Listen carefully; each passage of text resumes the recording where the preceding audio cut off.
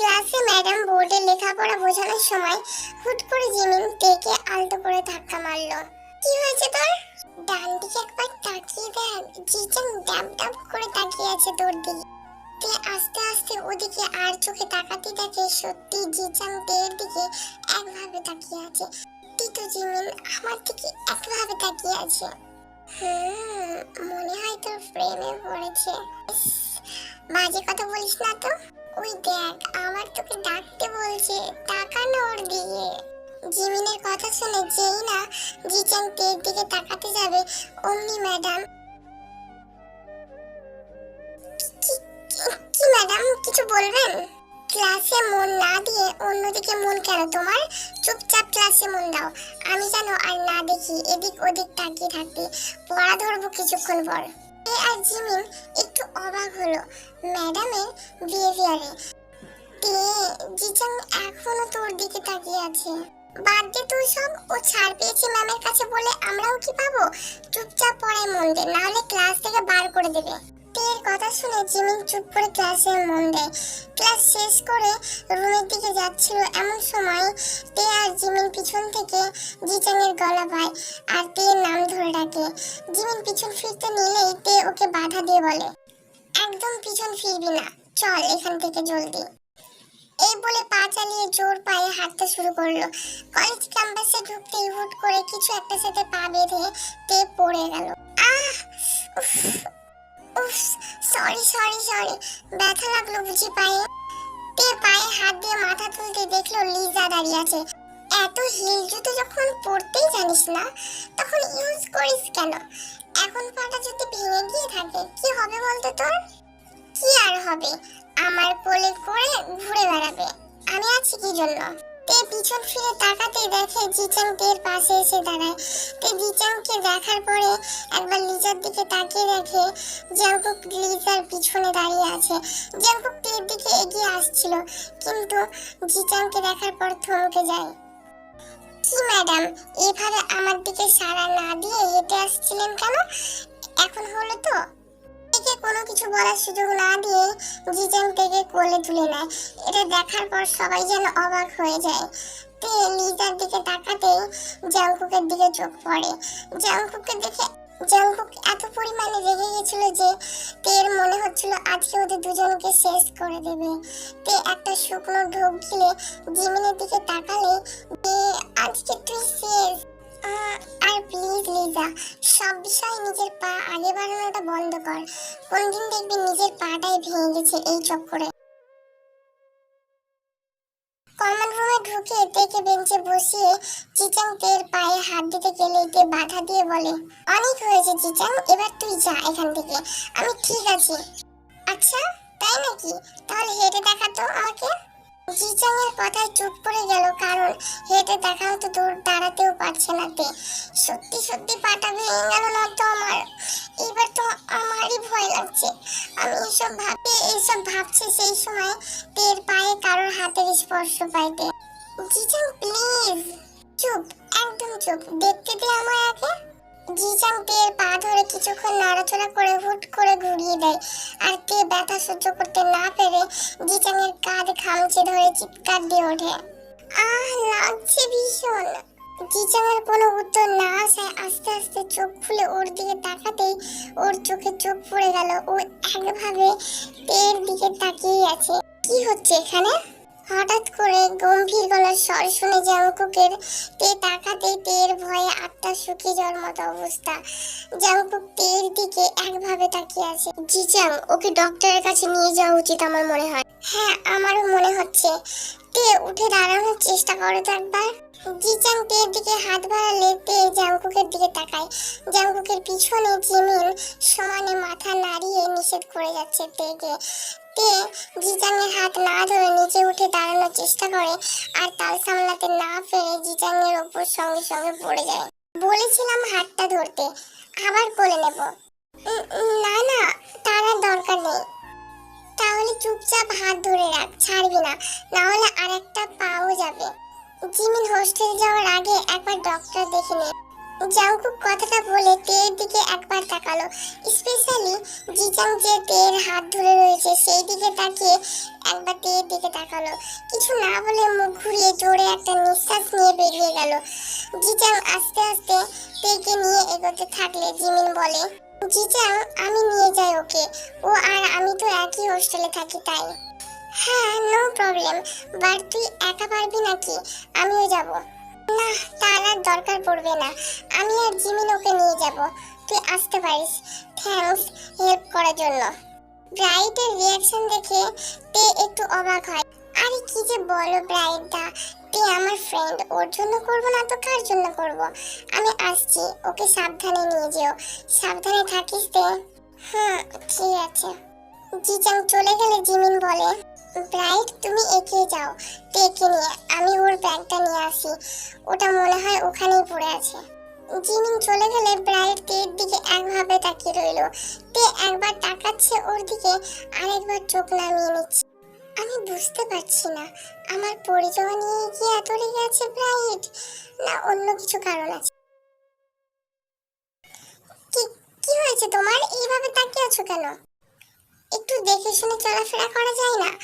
আর জিজাং যখন কোলে নিল তখন ওকে আটকাতে পারলি না কেন? অন্য সময় তো খুব ফটো ফটো করিস, জিজাং এর বেলায় কি হলো?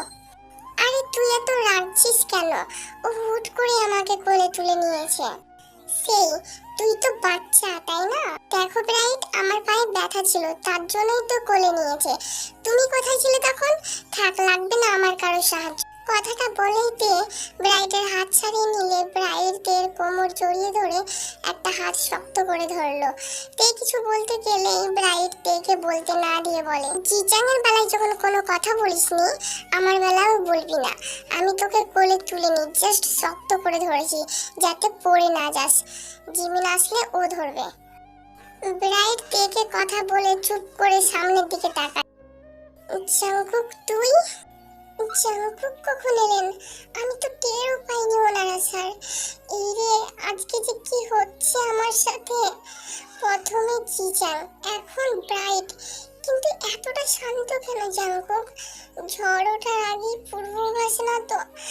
না না, আমি এসব কেন ভাবছি তখন থেকে? উনি তো আমাকে স্ত্রী হিসেবে মানেন না, তাহলে উনি কেন রাগ করতে যাবেন? আমাকে অন্য কোনো পুরুষের স্পর্শ করলে ওনার তো কোনো যায় আসে না, আর ওনার কোনো যায় আসার কথাও নয়, কিন্তু ওনার চোখে তো সে কথা বলছে না। কম্পিটিশনের দিনের মতো আজকেও ওনার চোখে মুখে অভিমান আর একরাশ কষ্টের ছাপ। কি হলো জাংকুক, তুই তো চলে গেছিলি দেখলাম।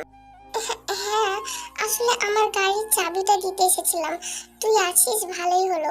জিমিন একা পারতো না, তুই তে আর জিমিনকে আমার গাড়িতে নিয়ে যা ডক্টরের কাছে। থ্যাঙ্কস ভাই, ভালোই হবে। জাংকুক একটু হেসে ব্রাইটের হাতে চাবিটা দিতে গেলে দেখতে পেল ব্রাইট তের হাত শক্ত করে ধরে আছে। তে, তোর ওই হাত দিয়ে চাবিটা নে। তে কিছু না বলে জাংকুকের দিকে হাত বাড়ালে জাংকুকের হাত থেকে চাবিটা নেন, আর এক ঝলক জাংকুক তের কোমরে থাকা ব্রাইটের হাতের দিকে তাকায়। সাবধানে থাকবে। আপনি কোথায় যাচ্ছেন এখন? কোথাও না। আমার কেন যেন এত খারাপ লাগছে জাংকুক আপনার কথা শুনে। কান্না আসছে আমার অনেক, কিন্তু আমি নিজেকে সামলে নিচ্ছি। জাংকুকের হাতটা ধরিয়ে রেখেছে তে চাবি নেওয়ার বাহানায়। জাংকুক আস্তে আস্তে করে বলে, আমি বরং আসি, তোমাকে হেল্প করার জন্য অনেক লোক আছে। জাংকুক কথাটা বলে তের দিকে তাকিয়ে হাসলে তের আর সেটা সহ্য হয় না।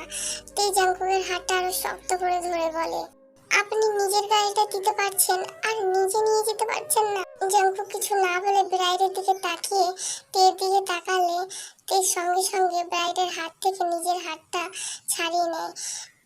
ব্রাইট, আমাকে একটু ছাড়ো, আমার অসুবিধা হচ্ছে, আর আমি পঙ্গু হয়ে যাইনি যে আমাকে এইভাবে কোমর জড়িয়ে ধরতে হবে তোমায়।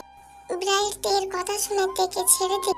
তোমার আজকে এক্সট্রা ক্লাস আছে বলছিলে না, তুমি বরং সেটা অ্যাটেন্ড করো। জাংকুক যখন গাড়ি দিতে পারছেন তখন উনি নিজে নিয়ে যেতে পারবেন, আর ইউনিয়ন লিডার হিসেবে ওনার তো এটা দায়িত্ব, তাই না?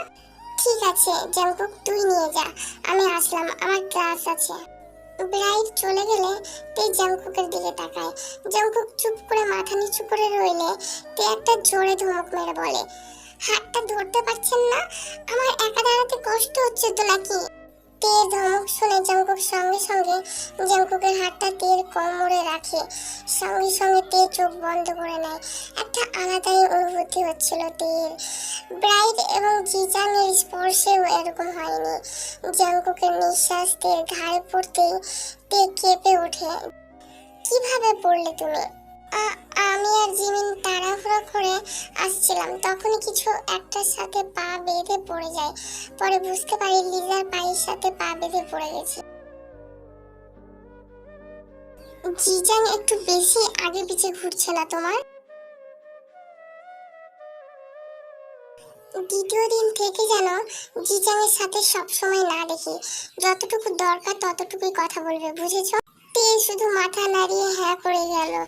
জাংকুক তের চোখের দিকে একভাবে তাকিয়ে থাকলেও তে তাকিয়ে থাকতে পারলো না, চোখ নামিয়ে নিল আর জাংকুক থেকে হুট করে কোলে তুলে নিল। আরে কি করছো? সবাই কি ভাববে জাংকুক? জিজাং যখন কোলে নিয়ে এসেছিল তখন যা ভেবেছিল এখনো তাই ভাববে, যাতে আমার বা তোমার কারোর কোনো যায় আসে না। জিমিন ব্যাগ আনতে গিয়েছে, এখনো আসেনি, আমাদের তো খুঁজে বেড়াবে, সে দেখা যাবে। ইস, কিছুক্ষণ আগেই ভিজে বেড়ালের মতো মেও মেও করছিল, আর এখন দেখো ভুতুম পেঁচে একটা। মনে মনে কথাগুলো বলেই ভেঙচি কেটে মুখ ফুরিয়ে নিতেই দেখলো লিজা তের দিকে তাকিয়ে আছে আর রাগে কটমট করছে। এটা দেখে মনে মনে হাসলো তে। ওর তো এটাই করার কথা, কারণ ও যা চেয়েছে তার উল্টোটা হয়ে গেছে। গাড়ির সামনে যেতেই দেখলো জিমিন তের ব্যাগ নিয়ে দাঁড়িয়ে আছে। তুই এখানে এলি কিভাবে? আই মিন, জানলি কি করে যে আমরা এখানে? আমি তো গিয়েছিলাম তোদের ওখানে, তারপর দেখলাম তোরা বর বউ মিলে প্রেম করছিস, তাই ভাবলাম কাবামে হাড্ডি হয়ে গেলাম। তোর আর ব্রাইটের কথা শুনে এখানেই চলে এলাম। এবার চল চল গাড়িতে ওঠ। কি রে, কোলে চড়ে কেমন লাগলো বললি না তো? ও সরি সরি, কিন্তু কার কোলে চড়ে ভালো লাগলো? জাংকুকের না জিজাংয়ের? হয়ে গেছে, শেষ আমার লেগ ফুল করা। শেষ? কি বলিস এসব? সবে তো শুরু, এখনো তো অনেক কিছু হওয়া বাকি সোনা। জিমিন থেকে চোখ ইশারা করে বললে তে রেগে গিয়ে কাছে থাকা বই ছুঁড়ে মারে এবং জিমিন ক্যাচ করে বলে, তোর তো ফ্যান ফলোইং বিশাল এখন। কি একটা বেস নাম ছেলেটার, আমার থেকে তোর নাম্বার চাইছিল। কি? তুই দিয়েছিস নাকি নাম্বার? দিইনি, কিন্তু দিয়ে দেব আমাকে ট্রিট না দিলে। ওই কুত্তি। বাই দ্য ওয়ে, এই জিজাং এর কি ব্যাপার বলতো? খারাপ না ছেলেটা। সে তো ঠিকই খারাপ না, তেমন কিছুই না। ঠিক আছে, এবার ঘুমা তুই। কথাটা বলে এবার ফিরে শুয়ে পড়লো, না হলে জিমিন থামতো না। বেশ কয়েকটা দিন কেটে গেছে, এখন তের পা পুরোপুরি ঠিকঠাক। এই কয়েকদিনেও জিজাং তের পিছন একদম ছাড়েনি বললেই চলে। নোটস দেওয়া থেকে শুরু করে হাজারো একটা বাহানায় তের কাছে এসে বসে থেকেছে আর তেকে হাসানোর চেষ্টা করছে। নাও, যার নাম করছিলাম সে এসেই হাজির হয়ে গেল। কি করছিস এখানে বসে? পা ঠিক আছে তো তোর? উফ জিজাং, আমার পা অনেক আগেই ঠিক হয়ে গেছে, সামান্য একটু মচকে গেছে ভাই।